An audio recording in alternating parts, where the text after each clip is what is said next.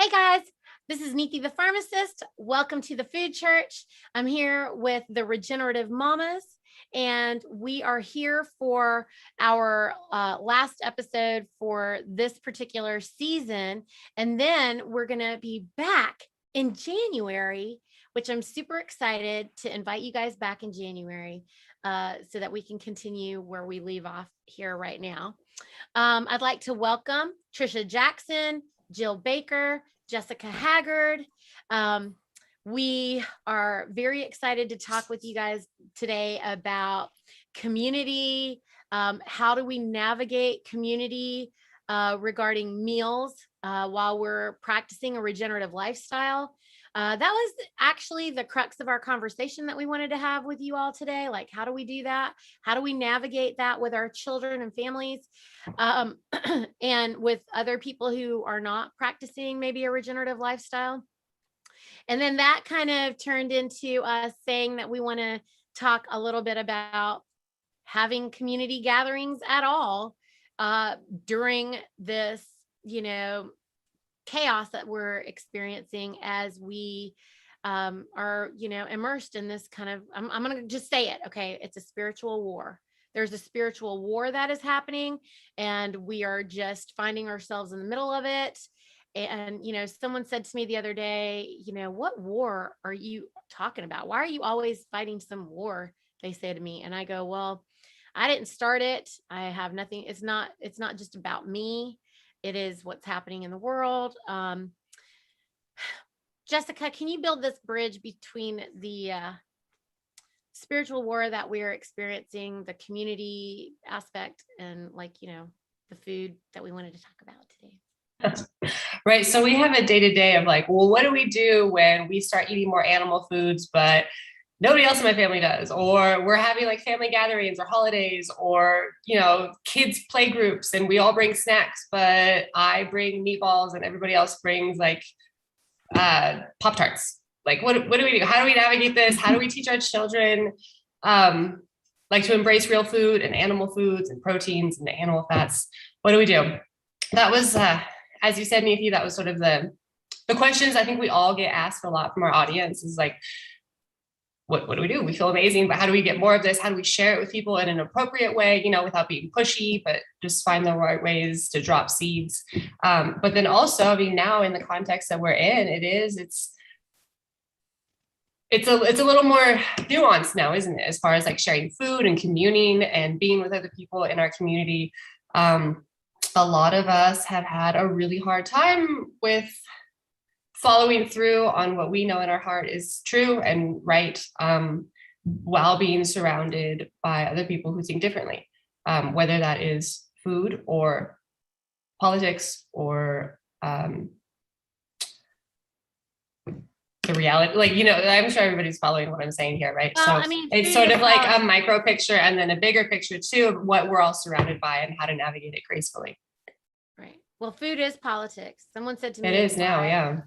Why am I making it political? And I'm like, you control the people with the food. Food is a big deal. Yep. So Jill has a lot to say about that. I see it. Yeah, well, if you think that food and politics don't go together, you just haven't been reading the headlines or following how many people move from these CEOs of food companies into FDA and USDA and then back, and they're making policies and a lot of these things. So regenerative, the food is all about it, and they the institutions. We are always referring to the institutions. So the institutions include the church. They include the government. They include, all of these things, and everybody. It's I know that you guys must know that, yes, churches are involved in politics. There are a lot of leaders in churches that are bought, as evidenced by the lack of leadership currently. There's a lack of leadership. I don't know of anyone who is, I'm not saying I don't know anyone. I know there are people out there who are leading with truth in church, but I know that there are more churches that are allowing the infiltration of the lies than there are people standing up for the truth at this time. So when you talk about spiritual warfare and how that's at this level, that's maybe a distinction to make, is that this is a war for the spirit. It doesn't have to do with religion or church or even politics. It's a war for the spirit. Things that are of a good spirit are things that bring life. And so as we're talking about regeneration, we're talking about things that bring more life to everybody, not just to a certain group of people or a particular organization or business or whatever it is, or political party, whatever your flavor of life is. This is a war for life. And food is integral. How the food's raised, how it's prepared, how it's eaten is all as much about the spirit as it is about the body. So when we're talking about spiritual warfare and a regenerative life, from talking with you and Jessica and Tricia, I think we would agree that that's kind of what we're talking about, is a war of the spirit, and we're promoting life. Life-giving force. Tricia? Mm-hmm. Well, I mean, obviously kind of going back to where food isn't political or is political, you can just look that they're giving free school lunches to kids now in the public school setting. I mean, right there, that's a political move relating to food. And then there's other states that are going to ban and I don't know all the details of it, but there's a state on the coast that's going to say you can't butcher an animal unless it dies of a natural cause. And I'm like, we wouldn't want to eat an animal that died for whatever reason. I mean, we lost a cow because she's not fitting into our protocol, and she's not, we treated her what we could to sustain her life, but there's no way we would eat her. I mean, and so the idea of it is just so unreasonable. And I think Jessica said it well, when it's very obvious the good and the evil that is coming out of this whole situation and scenario. And not to change from where we were going, but kind of touch on what Jessica had said also, is one thing that has come up from discussing like our regenerative life with people is trying to figure out how to maintain that lifestyle while being busy and on the go. So I have some friends that are, they're traveling for youth sports and things like that. So it's trying to figure out how to eat regeneratively and be busy and plan ahead, I guess, is another kind of step to how to deal with a regenerative life in a community setting.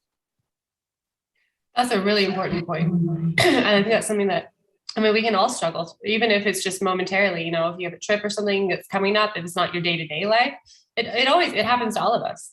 I think I would be interested to hear what she recommended. I certainly have some ideas in myself, but I'd like to talk about that a little bit more. Say that again, that last bit about talking about. Oh, I just wanted to hear the ideas.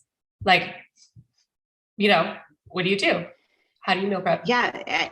And I think that's really where she's struggling to maintain, like she's on the regenerative path. I mean, she's just started there and she's just really struggling, short of fasting. She said, short of fasting, she said, I'm struggling with packing food for my family and maintaining like the busy kind of social life that people still have with youth sports and that type of thing. And so it was a good point. And I didn't have a lot of suggestions for her other than some meat that I particularly like to eat cold, like, roast beef and thin sliced steaks, that type of thing. But I think or like that's where it can be difficult. Or boiled shrimp or ham.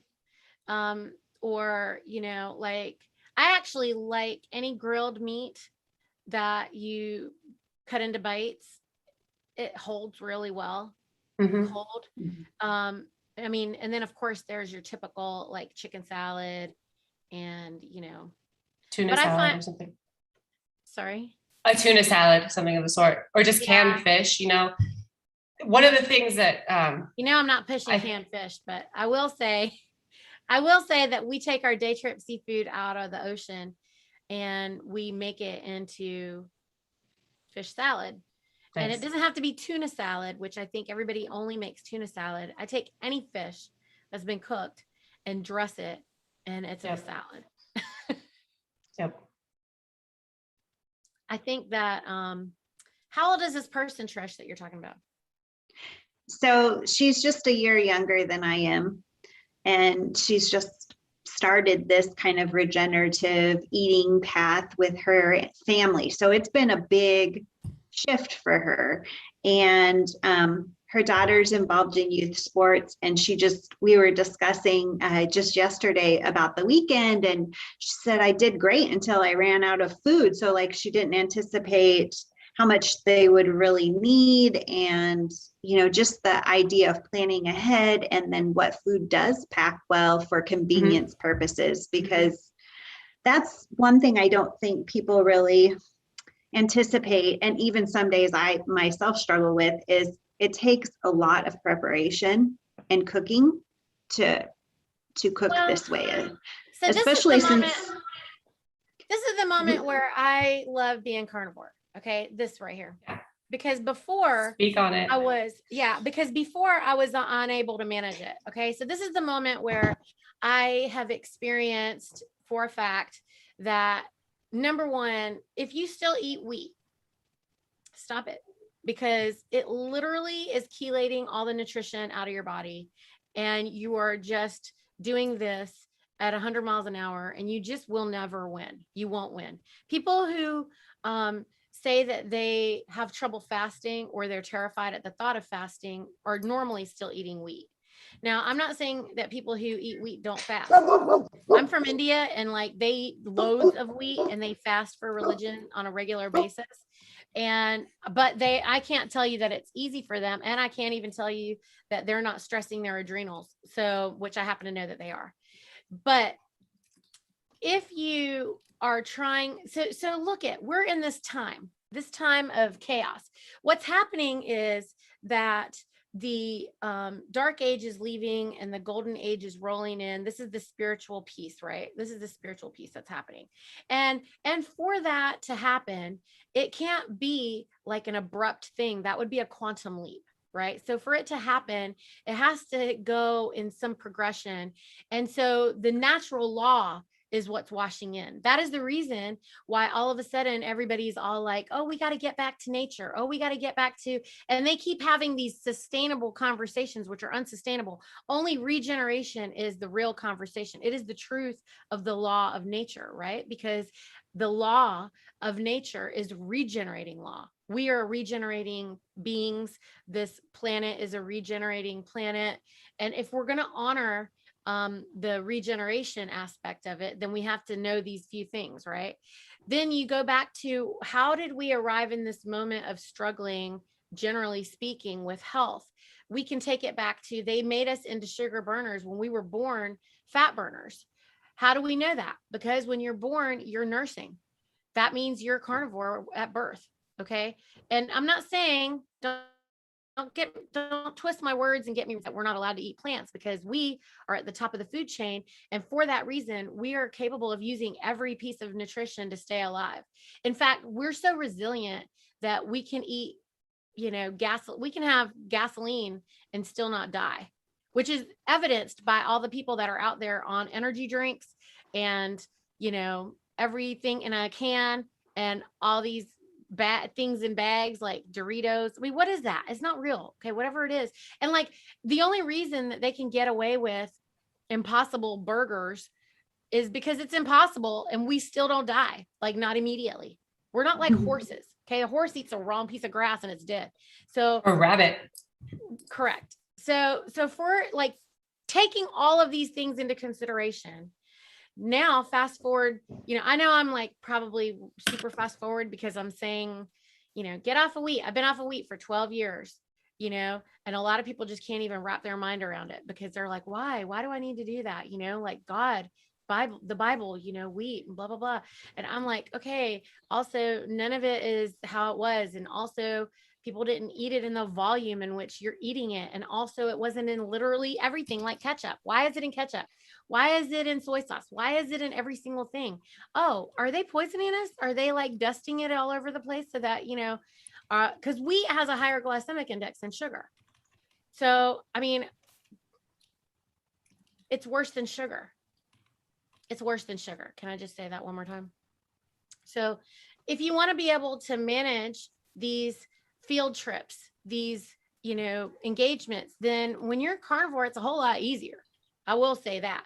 Carnivore or keto, anytime you up the protein, up the fats, drop the carbs, it's a lot easier to fast. And so Tricia, like obviously for your friend, if she's just getting into it, I wouldn't recommend that. But for a lot of people who have been at this for a while, it could be even preferable to fast rather than eat something that you're not used to, that you maybe can't digest that well, eat something that's going to throw your blood sugar off if you're really sensitive. It's an option. And I'm totally like the first to say, I mean, I couldn't have done that a few years ago. Like, I just wouldn't even consider it. Like, that sounds horrible, but it's really not so bad. It was a quantum leap, right? Right, Jessica? Yeah. It would have been a quantum leap for you to go from eating a bunch of variety to doing that. What Jessica's saying is absolutely on point. But if you're going to a party, if you're going to a sporting day out, then just carry a whole bunch of meat. It goes a whole lot further. It lasts way longer. You don't have to be a full-on fat burner to be able to tolerate that for one day while you're out. That's true. Also, when you're out or if you're traveling, I think particularly if it's an intimate thing, not like a social thing that's focused on the food, but if it's just your life and you're very busy, I mean, hunger is the best spice. So keep it simple. Like if it's just hard-boiled eggs and like a roast beef, maybe with some like organic cream cheese roll up or something, maybe it's not super gourmet, but it's fat and protein and it's what you need, right? You're eating for nourishment. You're not eating to be entertained. You're not eating for like a social thing.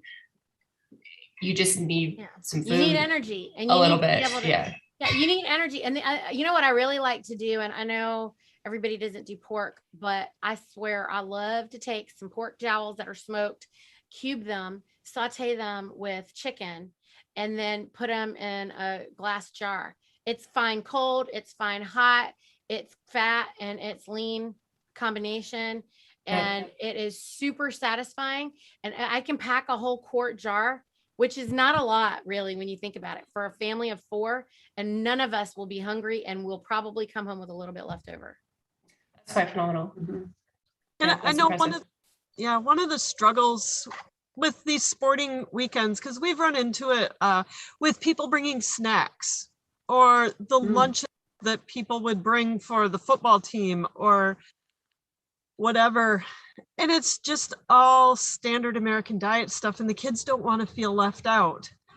But I mean, baby carrots aren't necessarily great food, but they're better than Cheetos and Doritos and, the fruit snack things that look good, but they're just corn syrup and flavoring.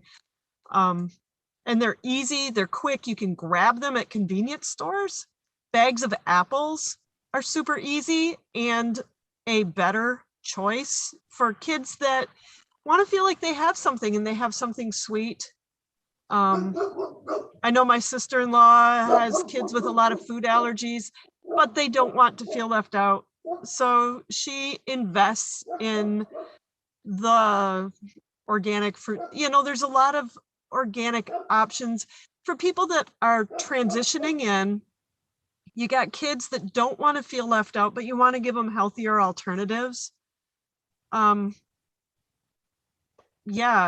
pepperoni, not super great, but it's a meat and a fat. It's got other junk in it, but it gives your kids an alternative that will satisfy their body better and just give them something, and it travels easy. Right. It's super easy. I think that's kind of the biggest key is it's not a quantum leap for a lot of people. And after we've been on this road, like even introducing people to a regenerative lifestyle, they feel like it's a huge mountain for them to climb. And so it's like showing them the little steps that we can take along the way to get to where we were or where we are. And yeah, it's just one of those, it makes it manageable because they have situations like that where their kids feel, and they're like, well, it won't work for me because, and obviously excuses, but trying to help them overcome those is interesting. But we used to make our own Lunchables for, you're talking about like the sporting events, Jill, where they feel like they're included with the other people. So like, I used to take our raw cheeses and make slices, little squares. I mean, really, they just need it to be finger food-ish looking or whatever. And so I used to make myself, just cut them, like I would prep them even the day before. I wouldn't, try to do that at the last minute or whatever, because it's something easy you can put in the fridge. So I used to make either cheese cubes or cheese slices, depending on, because some of our raw cheese, the way it's shaped, it's like slicing, it's kind of painful. It's just faster and easier for me to like make little squares. And then I used to take our ham that I baked and I would slice it and then just cut it into like, little triangles or squares so that it's easy. And, or cube the ham, because you can cube the ham and you can cube the cheese. So it's easy. Put it in small containers and then keep them in the cooler and then hand it to the kids whenever they're breaking for snack or whatever, then everybody has their own little thing. I could even put it in a Dixie cup so that it's disposable, like, which I would just do for them while I'm sitting on the sideline so that they can feel like they're running off with their snack. That everybody else, they have a bag of something and my kids have a Dixie cup of whatever, something. And it's simple, it's easy. None of their kids are making fun of the fact that they're eating cubed cheese and ham. They're probably like, can we have some of that too? I took it one time for my son's basketball game for everybody, because they don't really need a whole lot of it. And the parents were like, you did that for all the kids? And I'm like, yeah, this is my snack that I'm bringing today. You put them in the little, and then another mother, another time she brought cube cheese. It wasn't like our standard of cube cheese, but it was cube cheese. I thought that was a huge win. Like, right. I was super excited about it. I was like, oh, that's cool. Not knocking apples or whatever. I'm just saying when the kids are running, then a little Dixie cup of cubed cheese and ham goes a whole lot further than a whole apple. And they don't even really need any other food after that. And it just goes back to habit. Once a person gets into that routine or that habit, it doesn't seem as difficult to shop that way or to pack that way or prepare that way. But until they're in that, it seems like a bigger job than they anticipated, than just buying a prepackaged item with lots of preservatives at the store. So, but yeah, it's just finding those little type of solutions that make it achievable for people that they don't know if they can do it or not. So. Well, I think that you can start at your local deli counter if that's what you have to do, and try to get the hormones or whatever they call, I don't know what they call the clean stuff because I don't go to the store, but let's just say that that's your first step. Step one, go to the store and get, the ham or cheese or whatever that you can cube. They even cube it for you. A lot of them, like I know at Whole Foods, it used to be that you could get a little container of cubed cheese, just like how they cut fruit for you. Like they cut pineapples and everything too, right? So I know a lot of parents that I used to see that would go there and get a whole fruit tray. Well, they do a cheese and meat tray too, they even have little cheese and meat. Actually, Starbucks even has a charcuterie pack now that you can get. I'm just saying. Yeah. It is a great thing with the advent of keto being so popular in carnivore growing. There are more and more options at places. If you, it would be interesting for us to make a Google Doc to share with people. Ooh. To know, like, if you want coffee, Starbucks has this carnivore keto option for you as well. Mhm. Or Panera Bread, or I don't even know who all has what, but just to know options so that people can think ahead, and you plan your trip knowing, well, okay, if we run stuck, we can go here and get this. Yeah. Right. Or if we have to get gas at a convenience store, the kids are starving. I have one child that is perpetually hungry, and he gets hangry. Oh my word. So knowing what can they go in the gas station and find? It's because it is, and especially as you're transitioning and going through the levels, once you start to see it, you see it. But if people don't even know what to look for, it's difficult. It is really difficult. And ultimately, we want them to buy regenerative meat from a local farmer. Like that's the paramount of what our goal is. But until then, I feel like we have to meet people where they're at, especially when they want to get to that point. Like if that's their ultimate goal, there's still those little steps in between that will help them be successful and make it seem attainable. Yeah. I'm trying to remember what we were doing at that time. And, you know, I was cutting and cubing meat. I was also boiling shrimp because we have local day trip seafood I have access to. So I used to take cold shrimp with us just about all the time, everywhere. And because it would hold them longer. You know, I never was leaning on fruit because in North Carolina, we don't have a lot of fruit most of the year. And so, and I wasn't going to a grocery store, so I didn't have fruit. Fermented foods could be pretty cool if a person handles plants. If they're traveling without a cooler, sauerkraut, like make sure it's raw, right? So you have all the active stuff that's actually going to preserve it and continue the fermentation process. But pickles, pickled eggs to a certain extent, sauerkraut, these sorts of things. Of course, avocado. I mean, avocado and eggs, right, are really cool because they come in their own little package. So you just have to open them up and then you can eat them. Yogurt is pretty good for traveling as long as the container is tight. Yeah, that's a good one too. Yeah. You can know that Jessica's in Ecuador, so she has avocados, and we don't. Yeah, that's true. That's true. But when you're talking about like the early sorts of transitions, something, and even now still something I used a lot was pemmican, which I don't know if you guys know about, but it's a traditional food based on the Native American food preservation methods. It's basically ground meat mixed with rendered fat, and you can press it into a little bar. Excuse me 1 minute.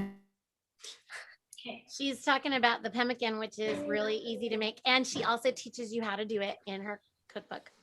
I do, yeah, in all my cookbooks actually, because I thought it was so important that people know how to do it, because it is completely shelf stable, highly customizable. You can put any sorts of like herbs and spices. Personally, I like it plain. For my children, I put raw honey in there and roll it up and make it little like pressed bars, or you can press them flat as like cookie shapes. And they're phenomenal for hiking, for backpacking, camping. Obviously, road trips, day trips, it doesn't squish, spill, or like stain. I mean, it's really cool, and it has all your essential nutrients in it. And then if you want to do veggies, have some steamed vegetables on the side, maybe bring like a guacamole or an avocado, like cream cheese. If you have like raw dairy, I mean, bring a cooler, maybe, it depends what's happening. It depends on the person, but there's, pemmican to start with is really cool. We had a client a few years ago, and he made it to take on his Alaskan sheep hunting trip. And he did a comparison between the previous years when he had like MREs and frozen freeze-dried food. And he said that his energy was better. He had less packing weight because pemmican is so nutrient dense and calorically rich, like per ounce. He had to pack less, so he was carrying less weight on his back. There was no waste. There was no wrappers. So you just put it in a big Tupperware or a bag. So minimal wrappers. and it's because he's in a ketotic state. He was just eating meat and fat, maybe some extra stuff on the side. But with the increase of animal foods, like his brain was more focused, sleeping better, like all these extra good things in addition to just having a really simple meal prep. I would highly recommend looking into it. I have some recipes up on our blog too, primalishhealth.com. And I also figured out a way to put in organ meats in your pemmican. So if you're into that, you hide them in there, you're grinding them up, they're dried. I mean, it all goes in this nice little packet. So if for anybody to check out, it's definitely worth exploring. So I just put primaledgehealth.com in the links, you guys, so you can see it. But all the ladies have their links in our notes, in the show notes, so you can check everybody out. Ladies, do we have anything else we want to say about this with the meals, or do we want to start talking about how to get people socialized during a spiritual war? I would add one other thing. Tricia mentioned the free food that they're giving to schools, right? My son, on a shoestring, literally, literally paid for his lunch because he said school lunch it was inedible. Yeah. The free lunch was inedible. And so he's buying pizza and an iced tea or something. And he wants to eat with the football team for football, be one of the guys and all of that. But when they come home, you can have good food for them. I would leave lunch on the back of the stove, because if you have good regenerative meats, you do not have to refrigerate them the second that you're done at the table. I'd leave it on the back of the stove. He would come home and eat his good food then and really stock up in the evening. Same with football games. He'd come home. Now he's chopping corn with an industrial commercial farm outfit. He comes home and makes himself a burger at night and will eat a pound of hamburger. And he packs, his favorite thing right now is chicken breast, and then he dumps Frank's on it in a Tupperware, and that's what he takes for his food for lunch, with an apple, and today he took carrot sticks out of our garden. But there's these options for kids to move into things, to allow them the liberty to experience the standard American life. And then, well, how are you feeling? Okay, try this. How do you feel now? Oh, what do you know? And it's good for people as they're transitioning to pay attention. Oh, Mark did this the other day.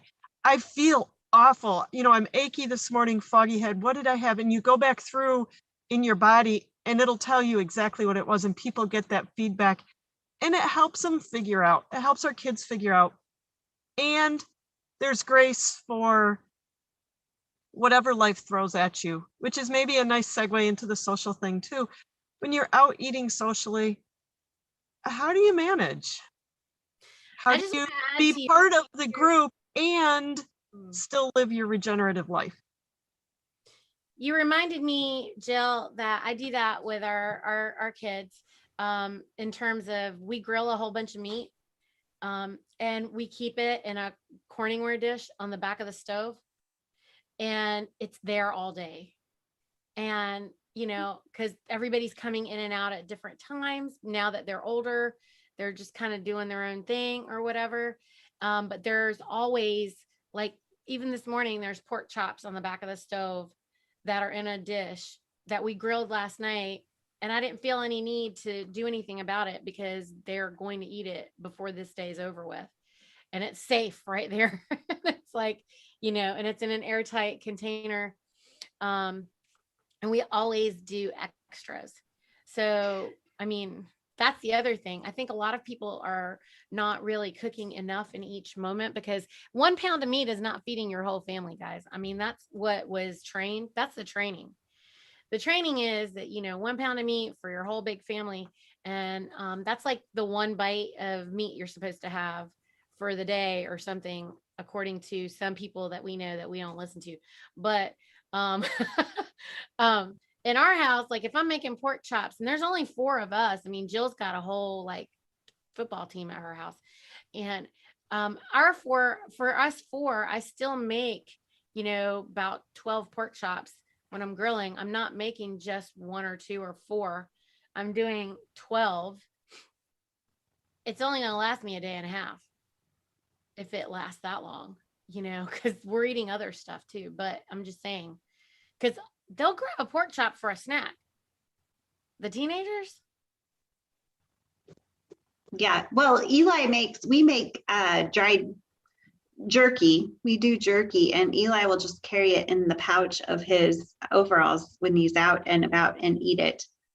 Like, he loves jerky. Like, so we have some ready to go and start soaking. We've come up with a recipe that's super easy and no preservatives in it. And yeah, he's very excited about that. So those are good things when your kids can snack on things like that. With older ones, I mean, this points to how important it is that children learn how to navigate the kitchen themselves, and they can prepare, a level of nourishment for themselves. So the mom or the dad doesn't have to be the only one cooking, right? Because when you start stacking up these numbers, it's like, all right, we've got mouths and frequency. It's like, this is getting ridiculous, right? So also, that's why animal foods are so important, because they are so bioavailable and they're satiating. So you get the most out of them that you can. And it's a process, right? But it can be done. Yeah.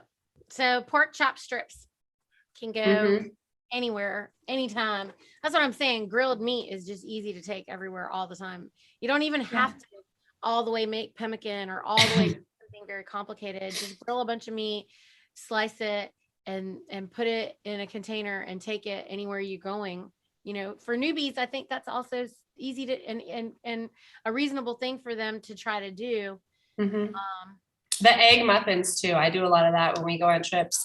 Double a recipe and then you get 24 muffins, and that you can divide it up into however many portions. Also great for kids because they're little and individual, and you can put like all kinds of stuff in there: cheese, bacon, spinach. I used to make sausage muffins, like your egg muffins. I used to do sausages, and it was mostly sausage in a muffin pan. And easy. They can really easy everywhere. And I mean, I used to bake it while I was getting ready in the morning, and when we were getting ready to walk out the door, I would just take it out of the pan and stick it in a thing and keep moving. And you don't even need a thermos, because you're out on a hot ball field. It's just keeping it warm out there for you in a glass dish, or even in your plastic dish or paper or wrap, or I don't know, whatever you're using, like whatever. All right. So let's see. We were trying to, Jill had a really good transition for us, and we didn't take it right away. So, because I started remembering that I keep meat like on the stove all the time. I just thought that was very cool that you said that, Jill, because I do it. And they know we have a toaster oven if they want to warm it up. But anyway, back to these social things, like ladies out there in the world that are watching us. I was telling these ladies that the people that we thought were our friends and the people who are our friends now, or the people who, I'm not saying that we're not friends with our other people. We love them and they love us. They're just staying in their safe bubbles, and I'm not in a safe bubble. Like, I'm out being social with whoever is willing to be social with me. And it's important for our children, for us to maintain social interactions. And so the rest of us mamas were talking about how, I think, Jill, what did you say? Like, basically we were saying that, creating deliberate and intentional relationships with people is important. And it is especially important right now. And we are seeing how that was benefiting us or not benefiting us at this time. Is that what we're talking about, Jill? Something like that. I think I had mentioned that you tend to be a reflection, or you see in your life reflected the 5 people that you spend the most time with, or the 5 closest relationships. So as you are stepping into a regenerative lifestyle, your lifestyle is changing. And you're going to find that those change. And the more that you are being social and living the lifestyle that you want and need to live, what Neethi said is exactly what will happen, is that your relationships change. And the people that you hang out with will change. It's not that you don't like those other people. They just aren't where you want to go.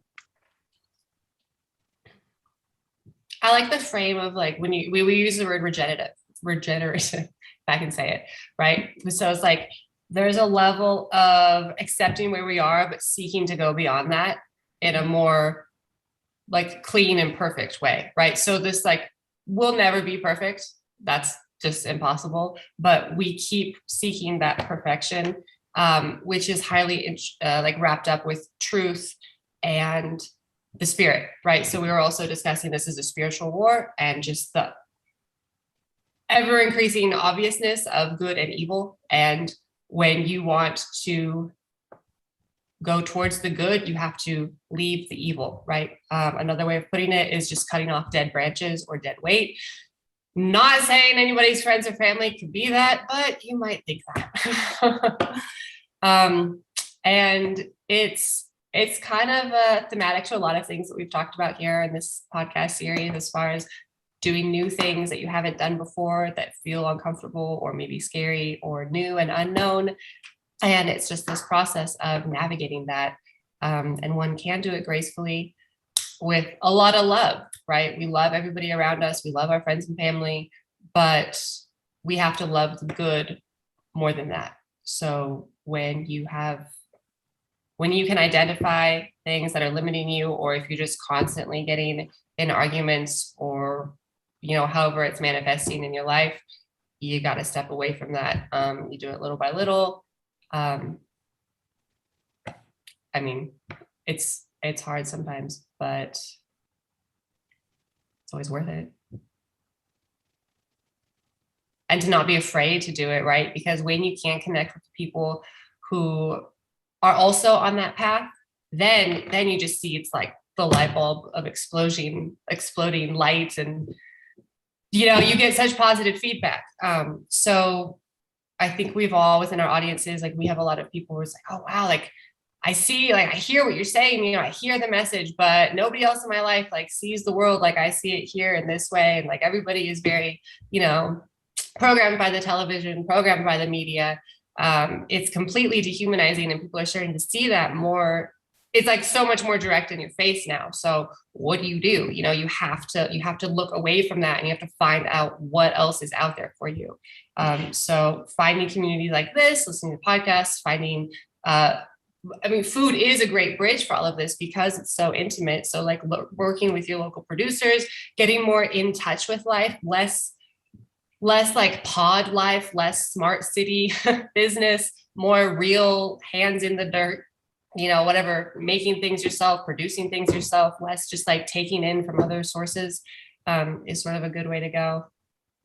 Well, talking about it too, like we're talking about this right now. This is not an easy subject to talk about, and a lot of people don't want to talk about it. Yeah. And when I brought it up, you guys, this morning, then Jessica's like, yeah. And Jill's like, yeah, man, everybody's, because everyone's asking about it. So if you're out there and you're having trouble, or you're saying that all you see is the people in your community or in your circle that are only just watching the TV, what happens when you say these words out loud? And maybe you give them some relief, or maybe you create an opportunity for them to agree with you. I don't find a whole lot of people actually speaking these words out loud in front of anybody. Tricia? I think there has been a shift though. Just me personally, my community is my church, and thankfully we're not shut down. And I've had some really interesting conversations with people about transitioning their diet and the regenerative lifestyle that possibly wouldn't have come up had we not been in our current like social situation. So in some regards, it has almost allowed that topic to come up, as people don't want the alternatives that are being offered to stay healthy. They're looking for the true health, instead of the alternatives. And so actually for me personally, it's kind of been a platform that I could work from. And I don't know. So I think I see it going both ways. Like I see people not talking about it, but once people do open up or they feel comfortable that they could be a person that you could talk to about it, they are very open to how to pursue it.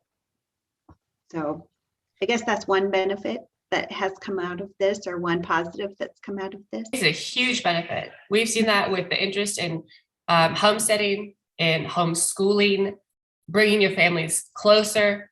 For sure that is happening, and that's a good thing, for sure. Yes. There is like a polarization though, you know, because as that's happening, the other one is also getting all the more intense in that vein, in the not that, Yeah. in the corporate control. Do you notice that they're pushing their kids out harder? That's something that I noticed too. Like either everybody's pulling their kids very close, really strong, really hard, or they're pushing them out faster. What do you guys see? Anything like that? I do think, I feel like there is that, Jessica said it well, there is that polarization that is just it's becoming more and more distinct. And, you know, I had a person, one of my customers, tell me before this ever kind of erupted to what it is now, he said to me, it's going to be key to find your community. And I was like, wow. I mean, and he said, that's what they don't want you to have, is community. They don't want you to have that, because there is power in numbers, and and if you can think together and you can work and help each other. But he just said, that's what we have to do. You have to find people that are like-minded, that are spiritually like-minded, you know, goal-minded. And it was interesting. And sure enough, that's kind of, you know, what's come out of it. Interestingly enough, he was, you know, retired military. So he's seen it.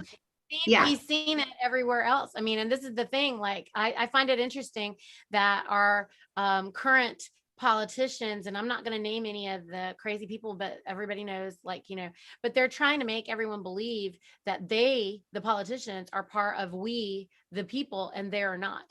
So don't be confused. Don't be confused. We, the people, are the people, and the politicians are not our people.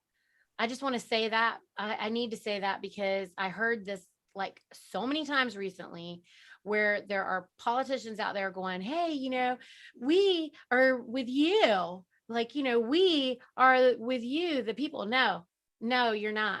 And also, anybody who is we, the people, who feels like you're trying to convince the politicians to do something, we, for mamas, are trying to say, just find your tribe, find your group of people, and know that that you are the ones with the power. We want to pour your power back over you.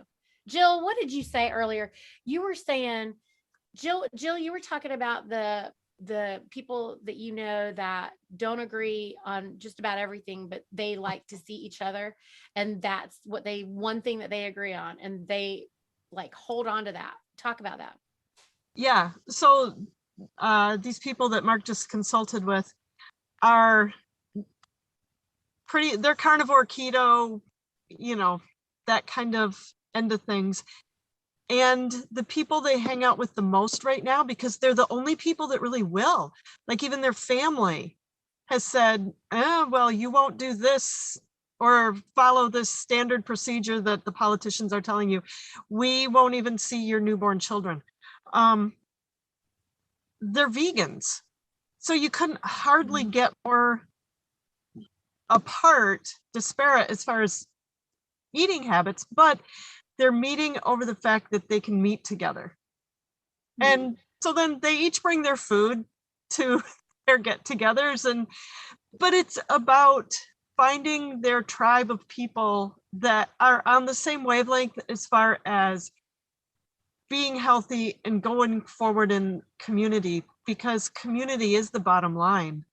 And what Jessica said is so true about polarization. And the people that talk about the evils of the polarization the most are the people that you most need to watch out for. Just saying, if they have to say it, don't believe that they're living it.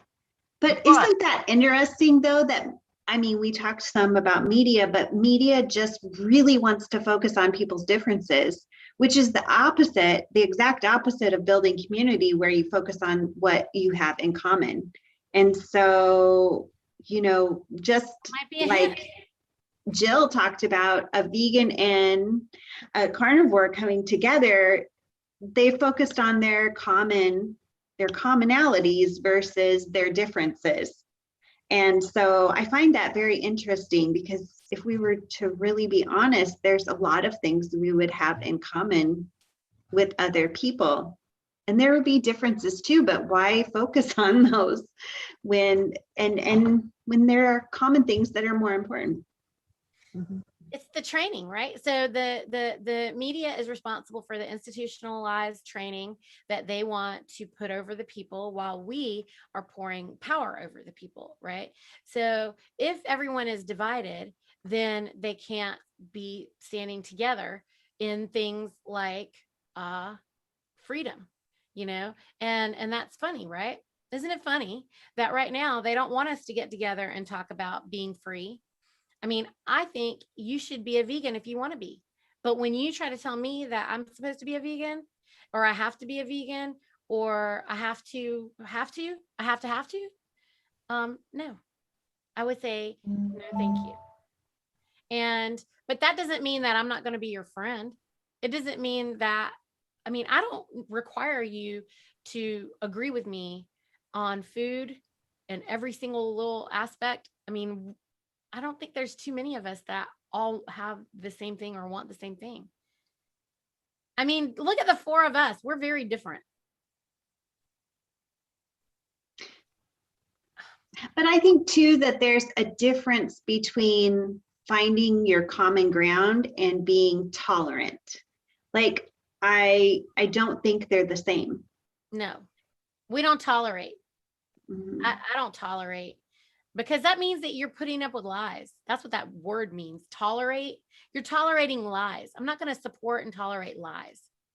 There's a weird division when we start talking about the media and how I think you're right. They're always talking about the differences, and they're driving like wedges between groups of people, but then they flip it and they talk about tolerance and equality and equity. And it's like, oh, we should all be the same. Look how bad these people are over here. Look how crazy these people are here, but we should all be the same. It's like it's a schizophrenic sort of thing going on. It's very twisted.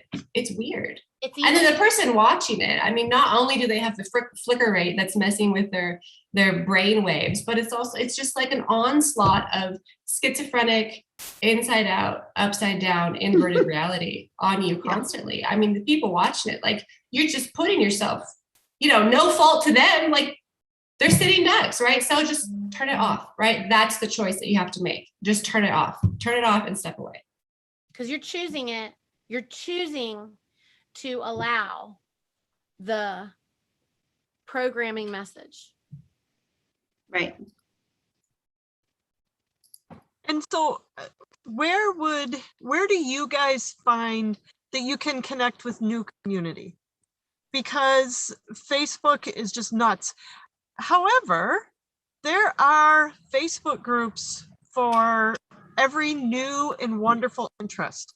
People are learning how to can, learning how to live a carnivore lifestyle, or whatever. There's a group on Facebook for anything. You can find your peeps there. Facebook is also horrendous. If you go on your news feed, and people are changing friends on Facebook constantly because it's just crazy world. So it's a double-edged sword. So if you stepped off of social media, because it is crazy world, where do you find community?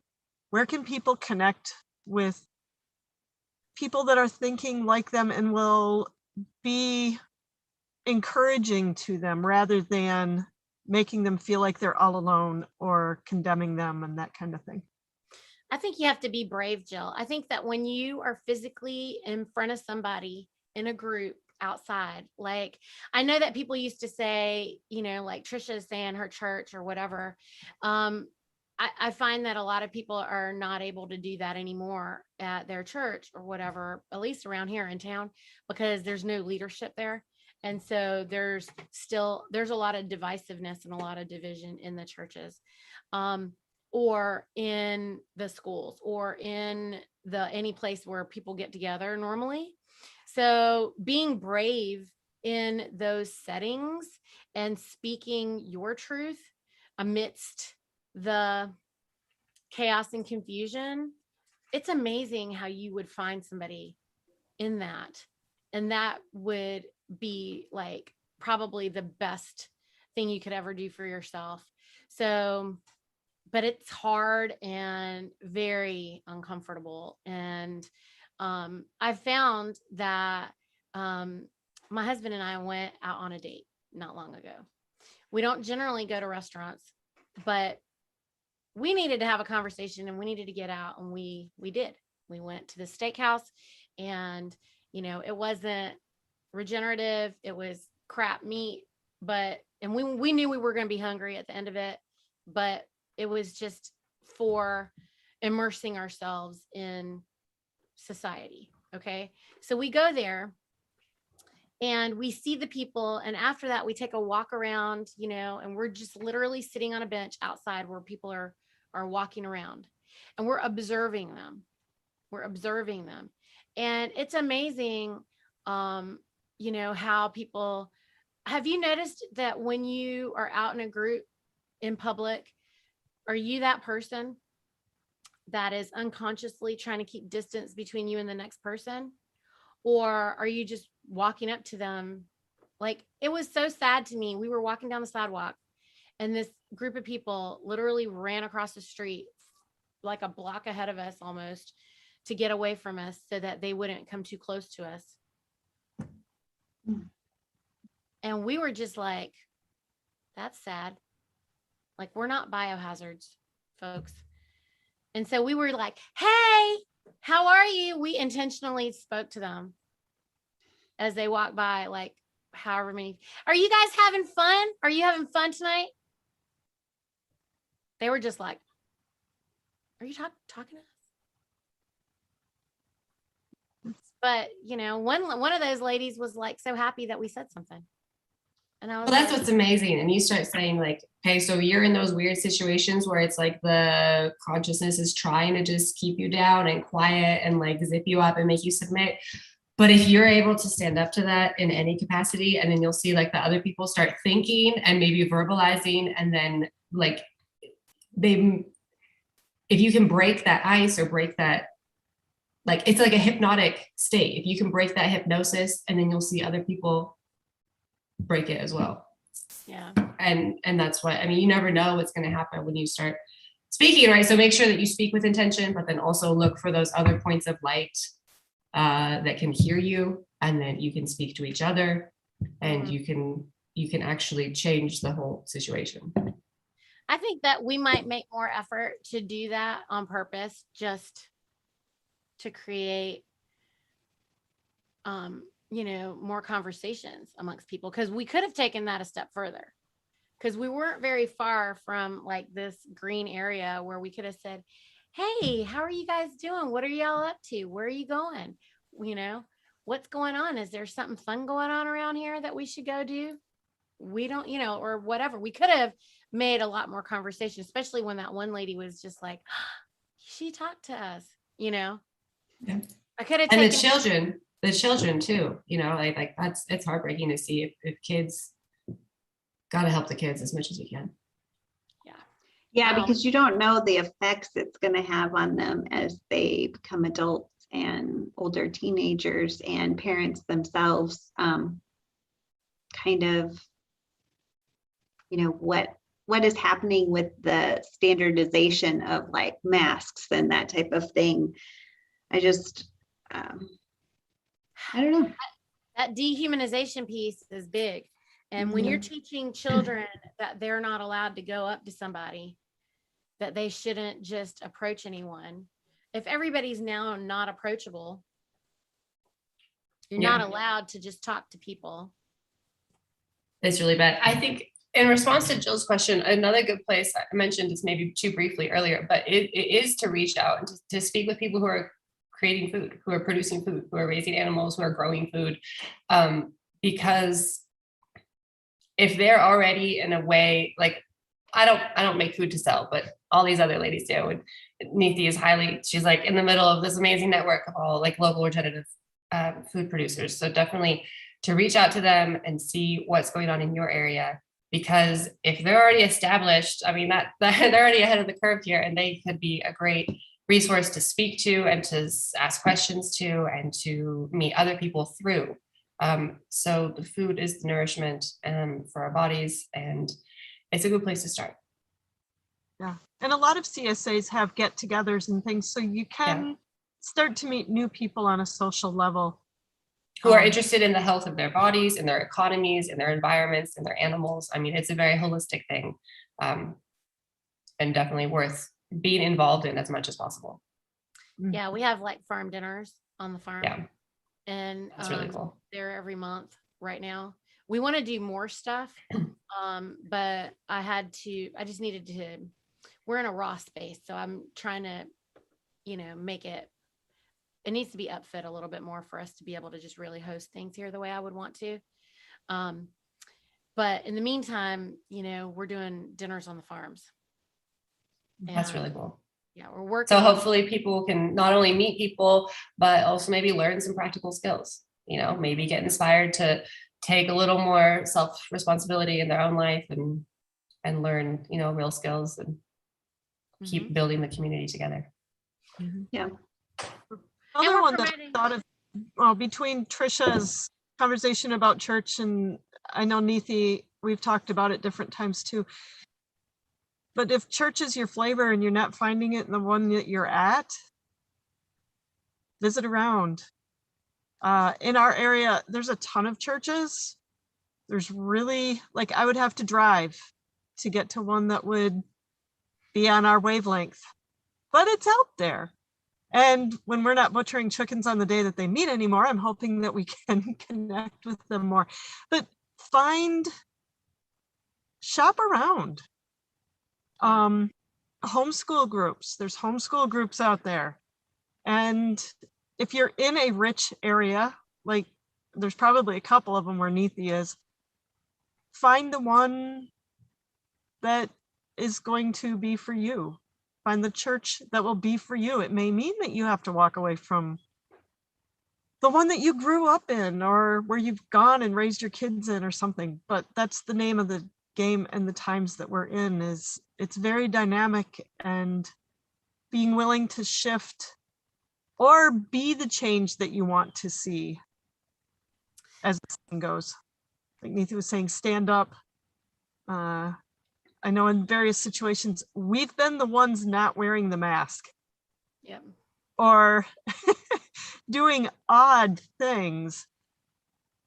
But then people can notice, and you will attract other people or embolden them to join you, and you'll find your group that way. So just little subtle things. You don't even have to. Mark will stand up, and Neethi knows this, and Neethi's this way too. Stand up in the crowd and just say what you think, and you don't really care. And there's others of us that are like, well, we don't want to hurt anyone's feelings. So, but there's still subtle things that you can do to be who you need to be in the crowd, and you will find other people like that attracted to you. Well, and sometimes it means moving, like finding a new community and moving. Like we have a totally different community here than we did where we lived previously. And I mean, sometimes it means big changes, and embracing those changes because there's good things to come. So sometimes it's time for the big moves, you guys, right now, because I've had conversations with each one of you about big moves right now. I mean, Tricia and her husband just made a huge move. I mean, like they did a huge move. And the fact that she can even log in is a blessing. Thank you for making all those efforts, Tricia. I know she's living out, she's so secluded that they really don't have any internet. It's like crazy. But because, you know, the rural areas are not served, you know, in the same way. So thank you for, whenever she joins us, it's such a big deal because it's so hard for her to get online. It's like, and not that Jessica and Jill have it easy either where they're at to try to get logged into anything, but Tricia's like, they moved out there and they're like, it's very secluded. But I think that it is time for big moves. I mean, we've always been on the leading edge and been planning for a lot of things, and even our planning isn't panning out to be how we expected it would be. And I was just telling these ladies this morning that everything that we thought and the people that we thought that would be in our tribe are not. And we're just like, oh, okay. You know, when we moved, we watched the weather patterns. We looked at churches. I think now before you go to move, it's just another thing you need to kind of consider or think about or search out before you find your new community. Yeah. Yeah. So you might have done all the deliberate and intentional things already, and you're finding yourself like not in a place that you want to be. I mean, you're not alone. Just want you to know that you're not alone. Jessica, I think it's time to wrap it up, ladies. What do we want to say in closing? Oops, thought I was muted. I can say for me, the community I found within the Orthodox Christian Church has been unparalleled to anything else. The level of discernment that specific lines within the church have is phenomenal. The way the articulation of the spiritual war around us that they present is really unparalleled. So for me, that's where I found the community and the truth that I need, that helps me transcend the world here and all the struggles in like personal day-to-day life, just who I am as a person, like running the family, and then also in the, you know, bigger sort of sense of the things where everything is increasingly political and polarized and upside down. So now within that, there's definitely corruption. Like we're all human, right? There's a lot of corruption. There's a lot of apostasy. There's a lot of leading astray, but there's also the truth, because there's just one truth. So I just, if anybody's in that, consider it. Father Peter Hears is a good spot to look on YouTube, sort of for like an international audience. And then within that, I mean, just start digging and you'll find your way. So thank you, Neethi. Thank you for having me. Thank you, ladies. This podcast has been really cool. I think this is the end of the series here, but it's been really nice for me to meet other women and expand my own personal community, hear your stories, see what you're doing in the real world. Definitely been a constant source of inspiration here, and I appreciate you having me on. Thank you for participating, and I'm really looking forward to us getting back together in January. I mean, this is so fun. I mean, and I love the perspectives that each of you all bring. They're very unique, and hopefully we're able to reach a lot more people collectively that way and let everyone know, like, you know, I mean, I think our underlying message is that you're not alone. And, you know, we're all here, you know, our truth is love. And that's what we're wanting to pour over everybody. Tricia? No, it's been a wonderful time discussing things that can be at times uncomfortable to discuss if you don't have your community. So I think it's good for a place for people to come and hear some like-mindedness and really grow from those experiences and see the benefits. I mean, every situation does have a positive, and really seeing those and focusing on that instead of the negative. I think that's so important. Jill? Yeah. What I was just thinking what Tricia said, that one of the keys out of all of this, whether it's, how to handle your family and all of the complications around being part of an immediate social situation or the larger social picture, it's deciding what you are for and then seeking that out. Because when you seek it, you will find it, it will come to you. This group has been an incredible blessing to me this summer because I needed a group like this. There was challenge and there was a chance to clarify thoughts and exchange ideas, and it was diverse, but we had a common point. It's been awesome. And that's how it works, is when you know what you are for, you will find it and it will come to you. So stay strong, keep looking, keep searching, doing what's right and doing what you need to do in order to be your best. And thank you, Neethi, and all of you guys. Thank you, Jill. Be brave, everybody. Be brave out there. And we'll be back with more in January. And in the meantime, you can follow everybody at their perspective links below and keep an eye on everyone and see what they're doing. We got all these ladies that are super busy. We're walking into a season of being busy with our families, which is one of the reasons that we're closing it right here, right now. And then we'll be back in January with a lot more for everyone.